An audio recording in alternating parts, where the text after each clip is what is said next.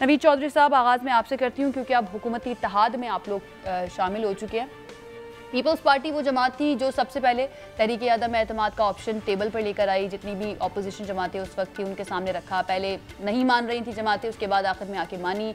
फिर इत्तेहादियों को साथ मिलाना, फिर सिंध हाउस में जितने लोग पाकिस्तान तहरीक इंसाफ की मुनहरिफीन थे उनका वहाँ पर इकट्ठा होना, यानी कि पीपल्स पार्टी ने बड़ा इस पर काम किया, बड़ी मेहनत की है इस तहरीक अदम एतमाद को कामयाब करने के लिए।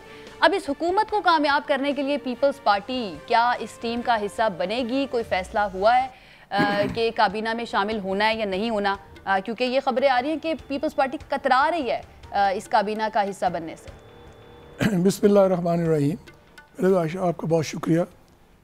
देखिए, जहाँ तक तल्लुक़ है पाकिस्तान पीपल्स पार्टी का, पाकिस्तान पीपल्स पार्टी ने इस तहरीक के लिए बहुत जद्दोजहद की है और एक पूरा प्लान लेके हम आगे आए थे।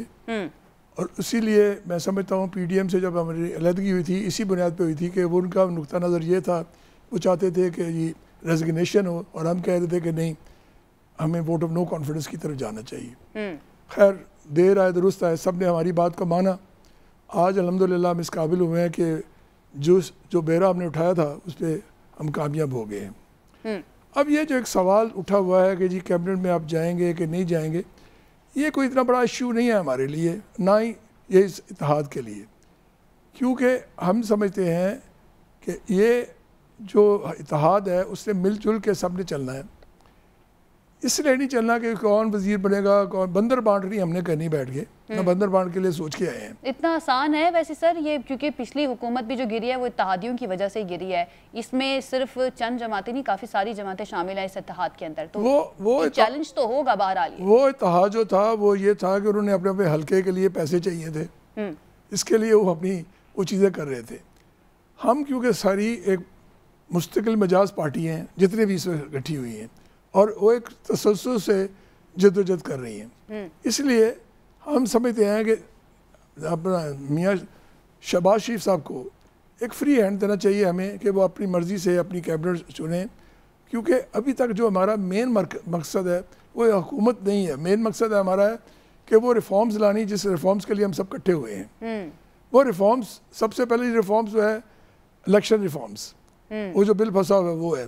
फिर और जो मुख्तलिफ चीज़ें हैं जैसे नैब का एक इशू है, इस तरह और 3-4 इशूज़ हैं। फिर फॉरेन पॉलिसी एक बहुत बड़ा इशू आज नया जो बन गया है। इन सब चीज़ों के हिसाब से हम चाहते हैं कि मुश्तरका तौर पर सोच को लेकर उस पर अमल दरामद करें और जो बिल पास हो रहा है वो मुतफ़िका राय अमल से हो, ताकि एक कल को जाके हम आगे चल सकें। फिर उसके बाद देखा जाए। और क्योंकि एक बात और भी हुई है कि PTI की गवर्नमेंट ने जो पार्टी थी उन्होंने एन ब्लॉक एक रेजिग्नेशन का शोशा छोड़ा, गो कि अभी तक उनका एक भी रेजिग्नेशन स्पीकर के पास नहीं पहुंचा और ये हवा में सिर्फ छोड़ा हुआ एक तीर है, घूम फिर रहा है कि कहीं जाके गिरेगा। और आपने देखा होगा और बहुत से सोर्सेज से भी आपको पता चला होगा कि बहुत से लोग उनके नहीं चाहते और वो कह रहे हैं कि उनसे ज़बरदस्ती एक साइक्लोस्टाइल्स पे साइन करा दिया। लॉ ये कहता है कि जब तक वो स्पीकर ऑफ द असेंबली के सामने जाके अपनी राइटिंग से खुद ना लिखें और ख़ुद साइन ना करें, वो एज रेजिग्नेशन नहीं माना जाता। आप सूरी साहब क्योंकि हेस्ट में हैं, क्योंकि उनके अपनी भी कंट्रोवर्शियल पोजीशन चल गई है, वो चाह रही है इसको लेकर हम जल्दी से आगे पहुँचाओ, मैं देखूँ। इसलिए मैं समझता हूँ कि ये अदलिया में केसेस कल को ना चले जाएँ, तो मुझे ये रेजिग्नेशन आता नज़र नहीं आ रहा। इसलिए हमें उसके हिसाब से स्ट्रेटजी अपनी बनानी है, सब ने मिलकर और आगे चलना है। सही, ठीक है। शौकत बशरा साहब, सर आप सुन भी रहे हैं नवीद साहब की बात, वो ये कह रहे हैं कि अभी तक कोई इस्तीफ़ा जो है वो स्पीकर के पास ही नहीं पहुंचा। तो ये खबरें हम तक भी पहुंची थी कि तकरीबन 90% लोग जो हैं वो नहीं चाह रहे पाकिस्तान तहरीक इंसाफ के कि वो असम्बलियों से रिज़ाइन करें। तो सर क्या वाकई में इसके अंदर कोई कन्फ्यूजन या कोई तहफ़्फ़ुज़ात लोगों के पाए जाते हैं इस्तीफ़े जमा करवाने में? नहीं आयशा, बिल्कुल ऐसा कोई इशू नहीं है। हमारे टोटल 155 अरकान थे, जिनमें से 20 अरकान जो थे वो चले गए जिन्होंने अपनी वफादारियां तब्दील की, और 135 लोग हैं बाकी। उनमें से 127 के इस्तीफे जमा हो चुके। मैं आपको एग्जैक्ट फिगर दे रहा हूँ, 127 के, और 8 लोग वो हैं जिनमें 4 लोग अभी मुल्क से बाहर हैं और 4 लोग हैं जो इंशाल्लाह आप देखेंगे कि 16 तारीख को इजलास आ रहा है तो उस दिन हमारी कोशिश यही है कि अगर सूरी साहब जिस दिन वो as a deputy speaker chair करेंगे इजलास को, वो 135 के 135 रेजिग्नेशन को एक्सेप्ट कर लेंगे। तो इस तरह इसमें कोई कंफ्यूजन नहीं है, बिल्कुल क्लैरिटी के साथ आपको बता रहा हूँ। और दूसरी बात, ये बात यहाँ तक नहीं रुकनी है कि ये सब नेशनल असेंबली तक जानी है, तो फैसला तो हमारे कप्तान ने और हमारे लीडर ने करना है। ये मरला वाइज जो असेंबलीज हैं, उसमें पंजाब असेंबली है, सिंध असेंबली है, बलूचिस्तान है, और लास्ट में केपी है।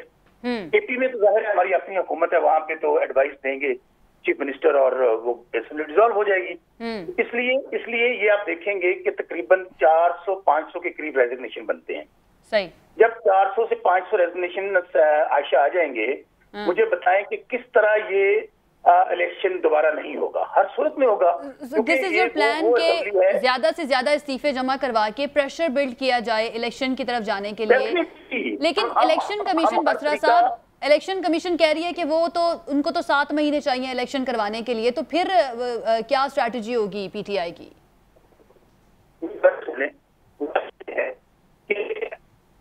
तो ये नहीं है कि मैं इतने महीने चाहिए, ये एक उनका आईनी फरीजा है कि उन्हें हर वक्त तैयार होना है कि 90 डेज में जब आपका केयर टेकर सेटअप आएगा, 90 डेज में अपने इलेक्शन करवाने हैं। लेकिन अगर मैं देखता हूँ ऑन द सेफ हैंड कि अगर ये जो रमजान का महीना है ये गुजर जाता है, मई में हमारे इंशाल्लाह आप देखेंगे कि इसी महीने में सारे रेजिग्नेशन कंप्लीट हो जाएंगे तमाम असेंबली से, तो फिर मई में अगर आप केयर टेकर सेटअप बनाते हैं तो बात तो वही चली जानी है जितना वो कह रहे हैं।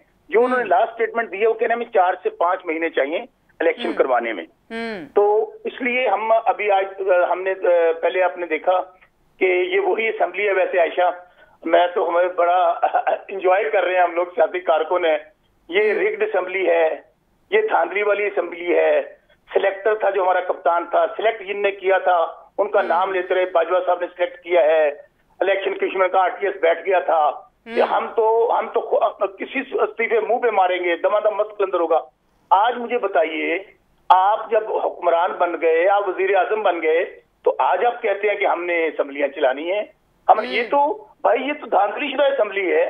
आप तो पहले दिन आपको याद होगा आयशा, ये जिस दिन ओथ होना था प्राइम मिनिस्टर का, उन्होंने कहा हम असेंबलियों में बैठेंगे नहीं।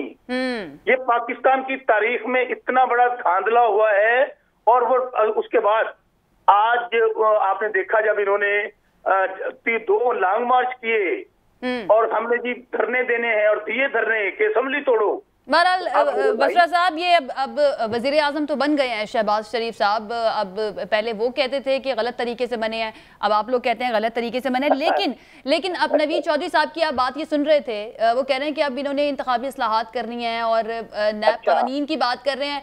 तो सर, आपको लगता है कि ये एक साउंड डिसीजन है असेंबलियों को ऐसे खुला छोड़ देना, मैदान खाली छोड़ देना, क्योंकि ये फिर जमातें तो अपनी मर्जी के मुताबिक कानून साजियां करेंगी?